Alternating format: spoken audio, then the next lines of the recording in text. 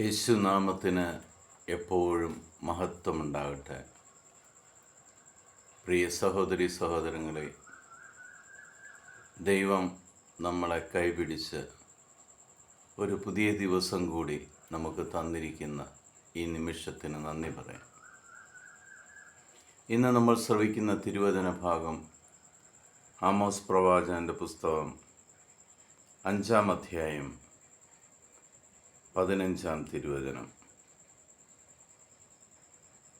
തിന്മയെ വെറുക്കുവിൻ, നന്മയെ സ്നേഹിക്കുവിൻ.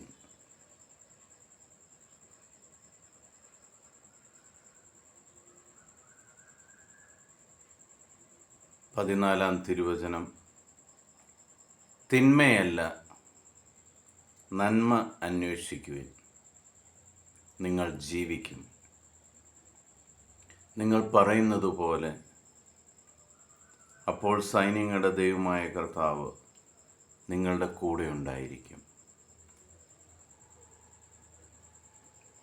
തിന്മയെ വെറുത്തുകൊണ്ട് നന്മയുടെ ഒപ്പം സഞ്ചരിച്ചാൽ ദൈവത്തിൻ്റെ സാന്നിധ്യം നിൻ്റെ ജീവിതത്തിൽ എപ്പോഴും ഉണ്ടായിരിക്കും. തിന്മയിലകപ്പെട്ട ലോകത്തിൻ്റെ പുറകെ പോകുമ്പോൾ നമ്മൾ ദൈവത്തിൽ നിന്നും അകന്നുകൊണ്ടിരിക്കുകയായിരിക്കും. പരിശുദ്ധാത്മാവ് നിങ്ങൾക്ക് കാണിച്ചു തരുന്ന വഴിയിലൂടെ ദൈവാത്മാവിൻ്റെ ചൈതന്യത്താൽ നിങ്ങൾ നയിക്കപ്പെടുമ്പോൾ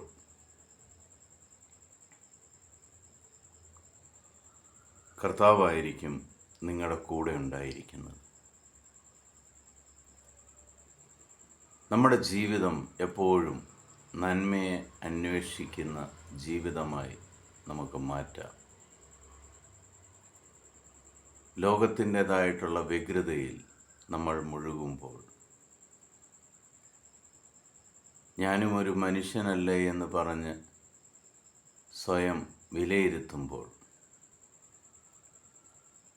നമ്മൾക്ക് വേണ്ടതെല്ലാം ഒരുക്കുവാനും നമുക്ക് വേണ്ടി വഴി കാണിച്ചു തരുവാനും കൂടെ നിൽക്കുന്ന ദൈവത്തെ നമ്മൾ മറന്നു പോകരുത്. നന്മയോടൊപ്പം ചരിക്കുവാനായിരിക്കണം നിങ്ങളുടെ മനസ്സ് എപ്പോഴും തുടിച്ചുകൊണ്ടിരിക്കേണ്ടത്. എവിടെ തിന്മ കണ്ടാലും അതിനെ നമുക്ക് വെറുക്കാം, അതിനെ ഉപേക്ഷിക്കാം. പിതാവായ ദൈവത്തിൻ്റെയും പുത്രനായ യേശുക്രിസ്തുവിൻ്റെയും പരിശുദ്ധാത്മാവിൻ്റെ കൃപയും അനുഗ്രഹവും കരുണയും നിങ്ങൾക്ക് സമൃദ്ധമായിട്ടുണ്ടാകട്ടെ. അനുതാപത്തിൻ്റെ മനസ്സുമായി ദൈവസന്നിധിയിലേക്ക് നമുക്ക് തിരിച്ചു വരാം. നന്മയും തിന്മയും വിവേചിച്ചറിയാനുള്ള കൃപയ്ക്കായിട്ട് ദൈവത്തോട് പ്രാർത്ഥിക്കുക. ദൈവം നിങ്ങളെ എല്ലാവരെയും സമൃദ്ധമായിട്ട് അനുഗ്രഹിക്കട്ടെ. ഇന്നത്തെ ദിവസം ദൈവത്തോടൊപ്പമുള്ള യാത്രയുടെ ദിവസമായി മാറട്ടെ.